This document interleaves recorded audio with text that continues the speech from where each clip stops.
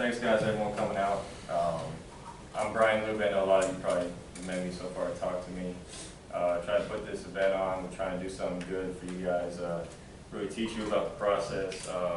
Over the years, I've seen so many players that get out of college that have no idea what to do, no idea how to deal with agents, no idea how to deal with tryouts or anything like that.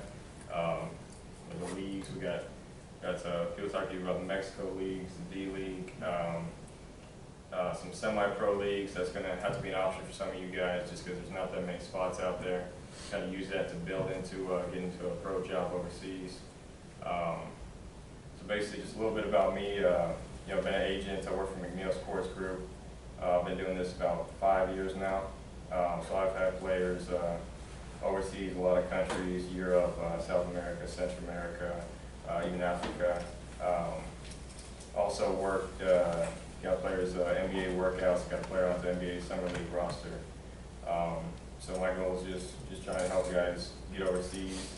Our agency is definitely looking for players right now, so I know it's myself and there's going to be a few other agents here today too looking for players. It's kind of one of the first things. I'll talk to you guys about that more later after I get some of these guys up. But main thing I want to start off with is just telling you guys, get ready to work because there's a limited number of jobs out there, a lot of players. So whoever's working the hardest, putting in those long days, and really getting to work is going to be the one to get it. I've seen guys at tryouts, you have D2, D3 guys outshining the D1 players, and they're getting picked up because of it. So you can't take anything for granted. Even if you had a solid college career, put up some good numbers, there's no guarantees in this business. It's definitely going to be a fight. So all you guys here, you showed up, so you're ahead of some other players already. So just keep working. And right now, I guess first I'll turn it over to Tyler Gallon. He's with the Texas Legends D League team. Hey, good morning, guys. So how many of you guys just finished your last semester or last eligible season playing college basketball? Okay, good. Okay. So then this is a new step, a new process for you, and it's good that you're on it early, because as you'll find, it really is a competitive lifestyle that you're going to have to live. I work in the D League. This is coming off my 3rd year with the Texas Legends as a video coordinator and assistant coach. So I see how high the talent level is and the size and the skill of the players, and also the work ethic that they bring.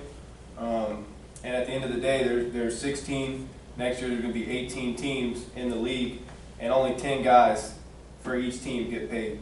So that's 180 guys in the whole league. All these guys that come out of college, or that have been at it a year, 2 years, 3 years, there's only a small percentage that do get that chance. So, the grind of it, where the work, really goes into it is in the semi-pro leagues, like Brian mentioned. I've coached the North Dallas Vandals and worked with the Dallas Impact right when I got out of college, and it's a great avenue for players to develop, to get better, to work hard, to find out what it's like to play a season of pro basketball. So if you do find yourself in that situation, you got to take it for a positive. You got to put everything you have into it. Everything you have, treat it like it's the real deal, because at the end of the day, it's a high level. We just played. Aaron Walker will tell you more about it too. We just played in the finals in Shreveport. Out of eight ABA teams went out there, and it was really competitive. It was really a D League level type of intensity and type of play. So there are benefits to that, because you get film, you get to play in a real competitive environment. It was broadcast. It was on ESPN3, so that's another opportunity where people can see you play live. It's all about getting yourself out there. So that's the biggest thing that I'm going to talk about is exposure. You know, it's not going to happen. People aren't going to give you favors or do you favors just because they knew, you know, you were a decent college player, or they know, you know, whenever you're out at the gym or at the rec center, you know, you're killing it, you're dominating. You know, that really doesn't mean anything. Okay, it's about what you do on the court, what kind of reputation you build, you know, among coaches, among agents, among people that watch you play that are in the professional ranks. So, you know, you have to earn it. You have to go out there, put yourself out there. You know, this is the first camp. You know, if it doesn't work out for you here, you need to see what the next one is. But you got to be smart about it. You know, you got to look into it. You got to talk to the people that are putting the camp on. You got to, you know, see what they're about. See what, you know, if this camp is in your best interest. And one like this, you know, right after the season ends, right before all the other stuff starts in the summer, you know, this is where you need to be. You know, it's a good chance to put yourself out there. But, you know, come July, you know, that's the NBA Summer League. There's a lot of stuff going on in Las Vegas. There's a lot of people out there watching people play. A lot of guys, you know, trying to get their name made. And I've seen guys get signed, you know, on the spot by teams in the Czech Republic or teams in China, just by, you know, the way a guy performed on that day in that camp. Okay, so after July, you get into September, October, and then, you know, that's really the D-League season. D-League teams really won't pay a whole lot of attention to you until that point, because you got the NBA, you've got Europe, you know, South American teams and leagues. You got all this stuff, all those jobs that people, you know, those are the higher paying jobs. You know, those are the ones that are going to put the most money in your pocket. If you get a chance to play, you know, in Europe, okay, in the Middle East somewhere, in Africa, in Australia, okay, or if you get to go down and play on a good SEPA Copa team, or play in Puerto Rico, you know, and that league runs this time. You know, that stuff pays. If you're in the D-League, your motivation is to get a 10-day contract and get to play in the NBA. And, you know, that's $50,000 for 10 days of work. Okay? And that's what those guys are playing for. And that's what they're motivated for. And you get a 10-day contract, you get an opportunity to get another one. Okay? Then you get an opportunity to get signed for the whole year. So that's how, you know, the D-League is really about guys trying to earn that NBA, you know, dream that they you know, have dreamed about their whole life. But there's other ways to have a career. Now the other side of the D-League is it's only a small percentage of guys that do get that call up. But, you know, the guys that really do are guys that are sitting in a room like this. You know, guys that had to earn it, nothing was given to them. Okay, they work really hard. They can do one or two things exceptionally well. You know, and from here I can see guys should be able to shoot threes, and guys should be able to lock up defensively. Okay, you know, whether you're a point guard, a shooting guard, or a small forward, or whatever, you need to be able to do those two things, you know, better than anybody else you know. You know, you got to be really good at that. But on the other hand, you know, like I said, the D-League is still an opportunity to play in the United States in, you know, a structured environment. Even though you may not be getting paid, you know, like the Euro League or some other league, you know, you still should feel very fortunate that you're on a team, that you're being taken care of, that you get to travel around the country, and that you get to play against other pros on a daily basis.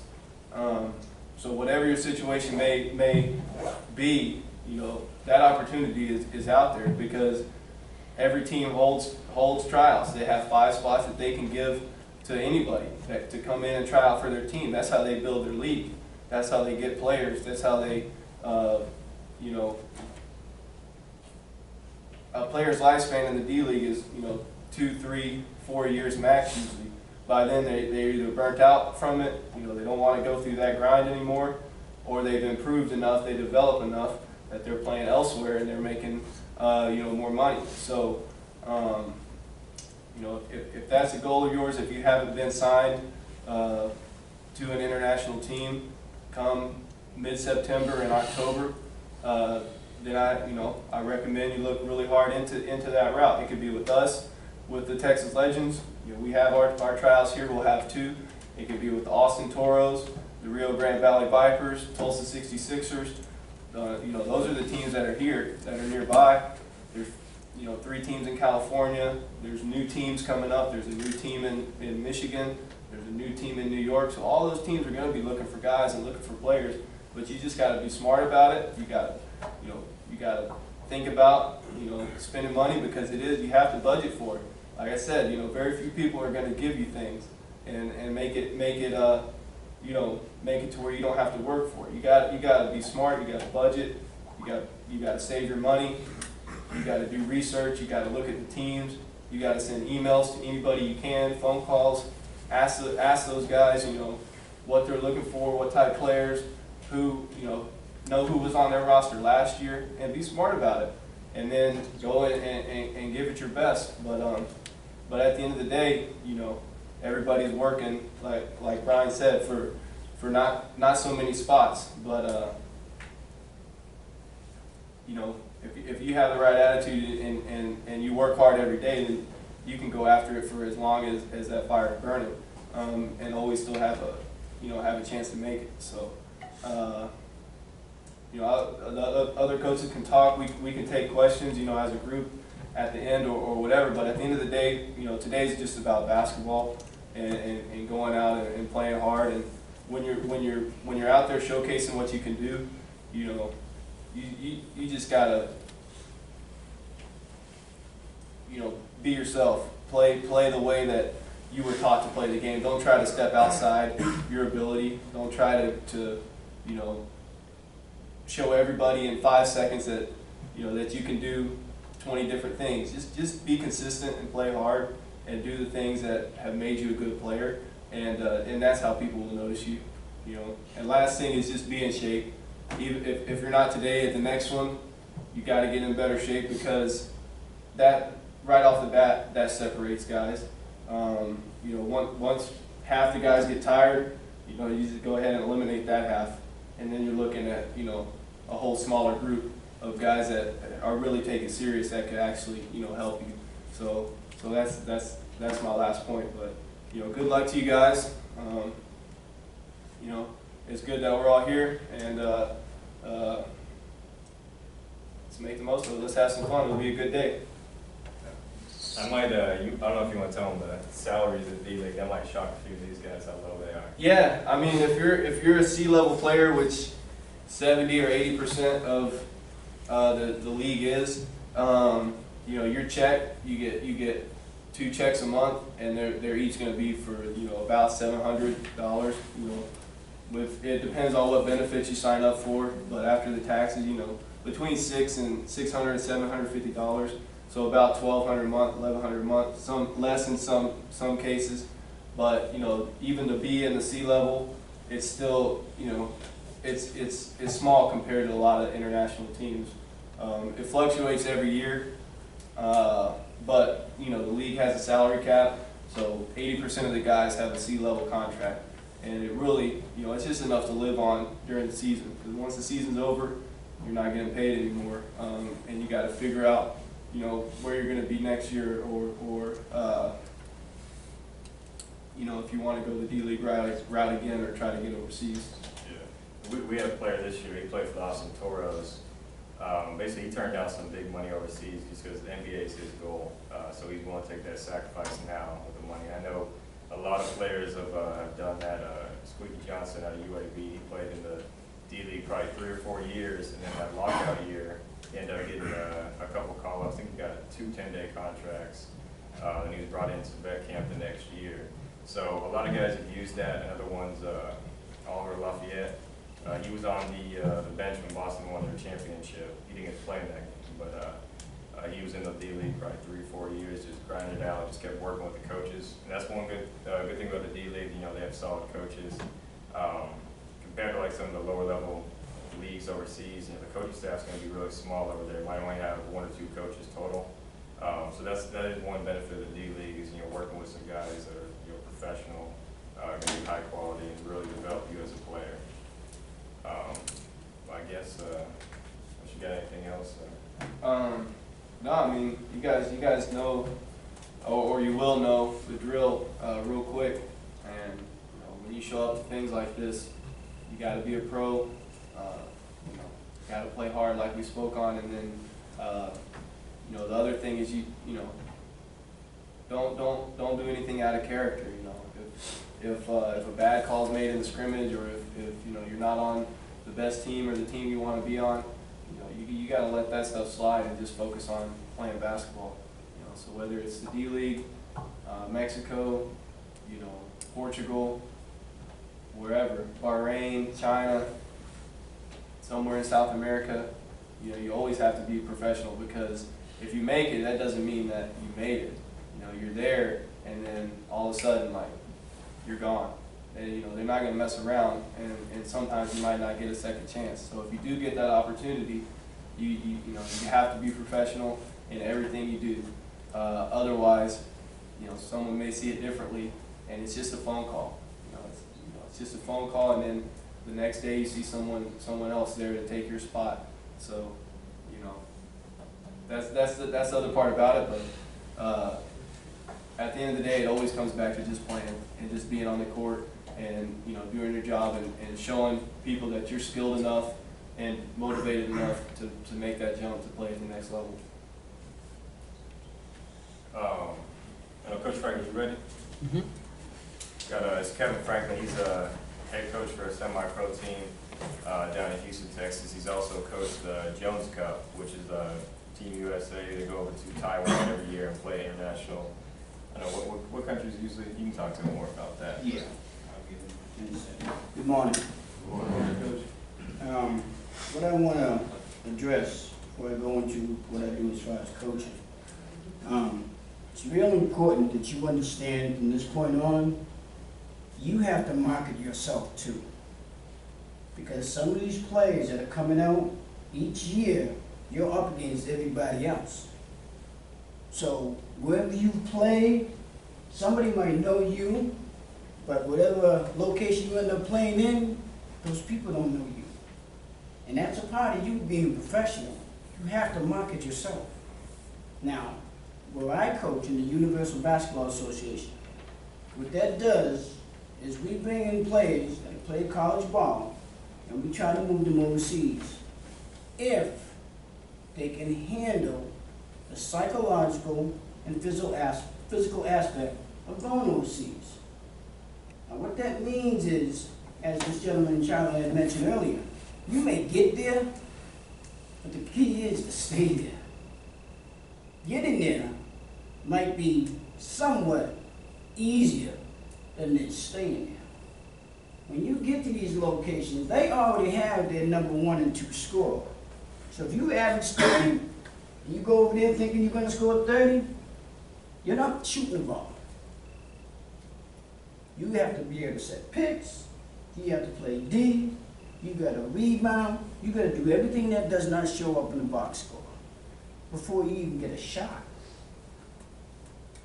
There's guys that I know go overseas, they don't even get the ball in a set offense. They won't even want to play, they won't even pass it to them until they see that you've earned your way. Now, I'm not going to elaborate too much on some of the things, there's a lot to talk about, but one thing I will tell you, you need to be able to make sure you work Monday through Sunday. If you pick up the ball on Monday and you don't pick it up until Friday, you lost out. Because everybody else in here, somebody else is doing something that you're not doing. I don't care if it's push-ups or sit-ups, pull-ups, shooting 30 shots a day. Whatever it is, you better do it every day. And if you're good at it, get better at it. Because somebody else out there is a hell of a lot more hungry than you are. And if you think I'm kidding, ask this gentleman here, and ask that gentleman here, and ask that gentleman over there. It's not just you. Now, I'm gonna give you a little part of this that ain't nice. Going overseas or any of these international situations, the main thing is, being a professional means being the best at what you do. When those game film, those lights come on, you come out of the game, you throw a towel down, you kick a Gatorade bottle over, or whatever you do, is all on film. Your attitude may cost you a job, period.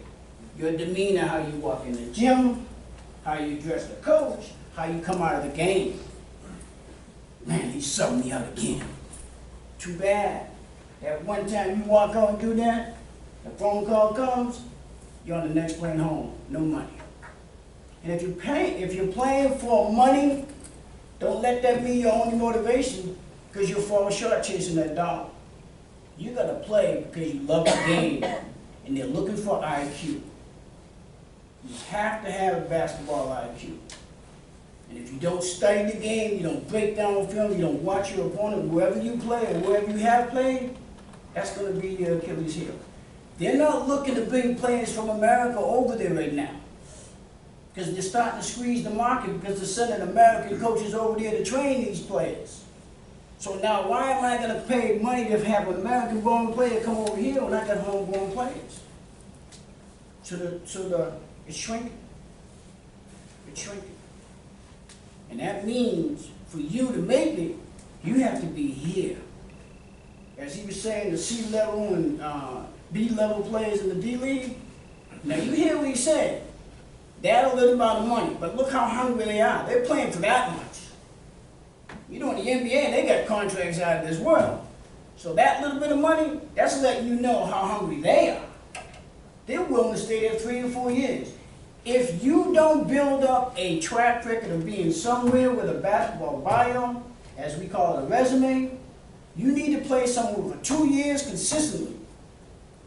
And every time you stop playing and you take time off, somebody's passing. It's like a car driving down the street. Somebody's passing every time. Every single time. The day you take a day off, somebody's passing. They're not even in this room right now. They're in another country. They're in another city.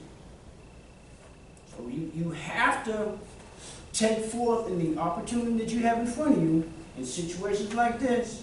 Be the best player you can be and be professional all the time. Now, eyes are on you from this point on. You never know who's going to walk in your gym watching you. I don't care if you play pickup ball. Once your name goes on a piece of paper and you showed up at a training like this here, eyes are on you. You never know who's watching you. That's why you say you got to be professional at all times. Jones Cup. Jones Cup, what we do is players that are comprised of playing overseas, American-born players. They're already playing in different countries. They come back to America and they try out. There's tryout locations. There's a website that you can go on, www.overtakeusa, Men's USA, TW stands for Taiwan. You can go in there and pull up all the locations and list of the dates and times.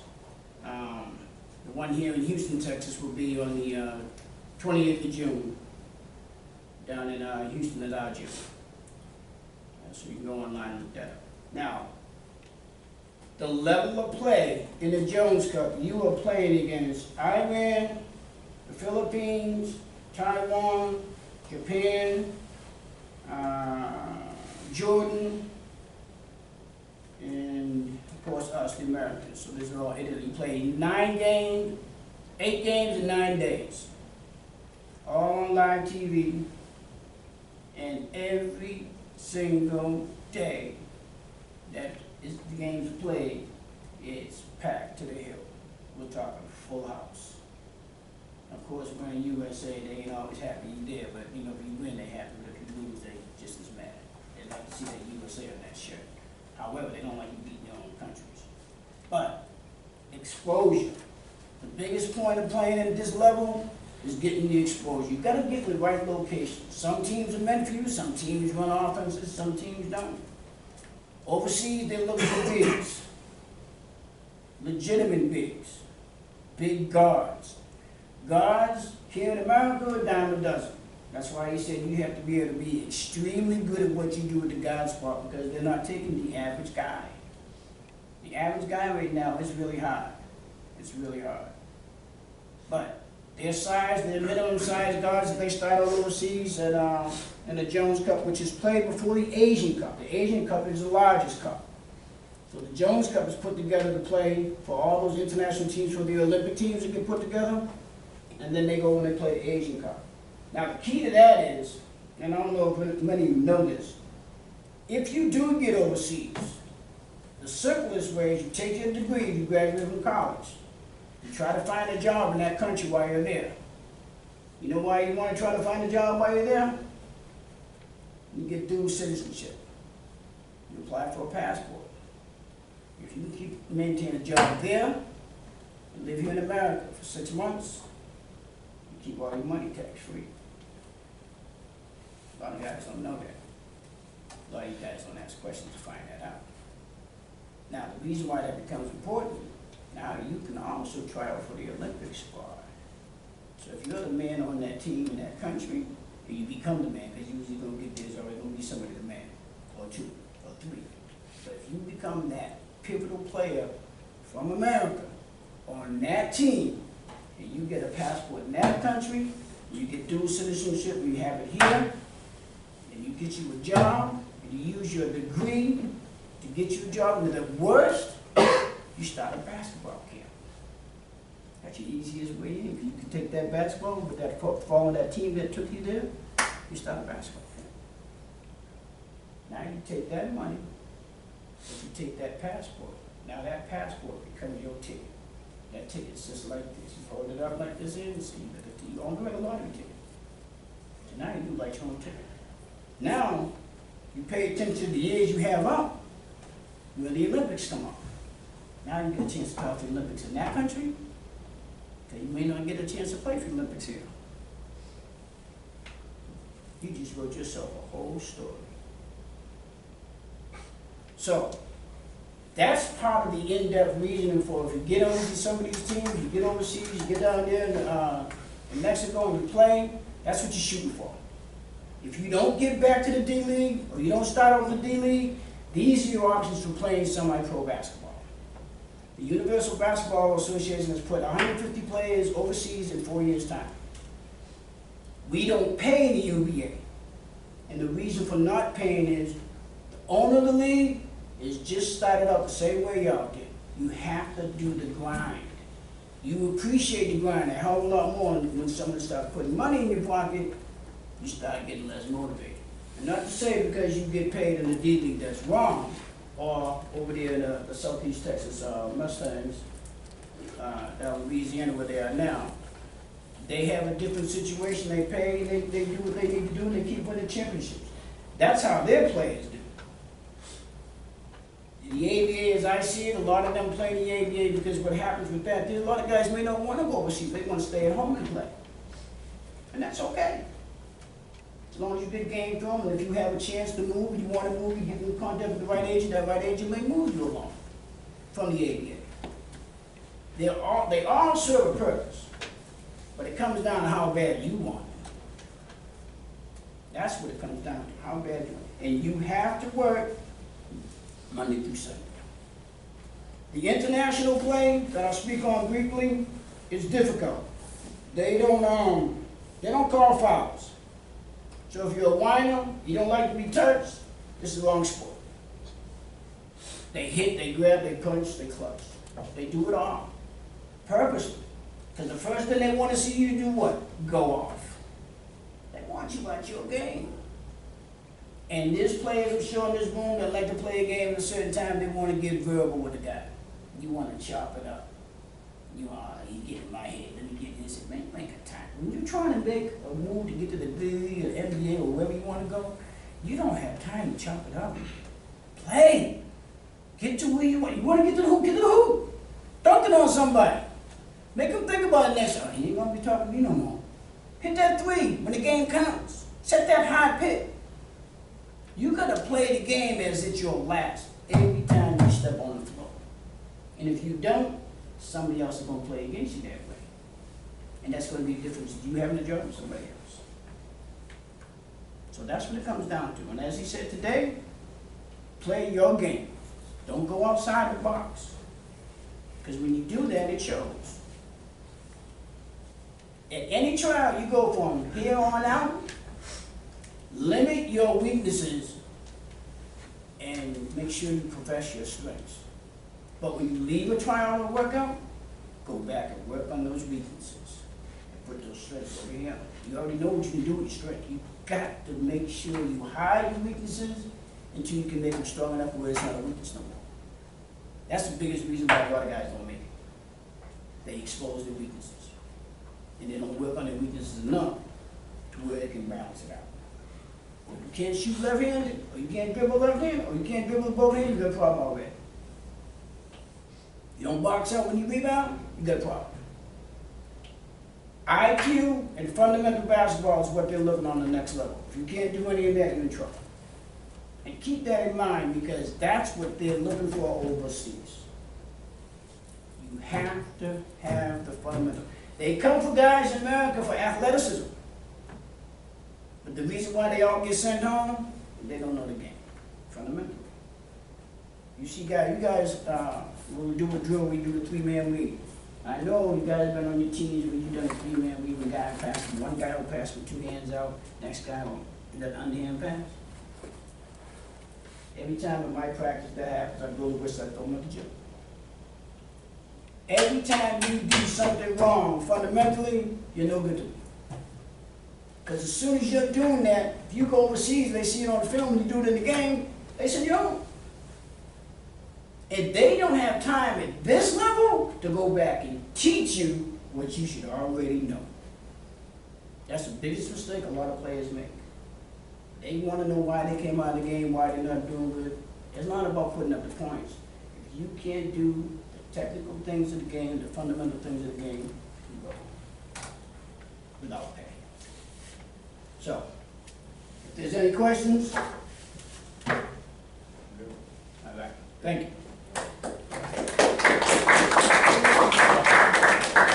And he kind of mentioned on the, you got the name wrong, but Shreveport Mavericks, they're an ABA team.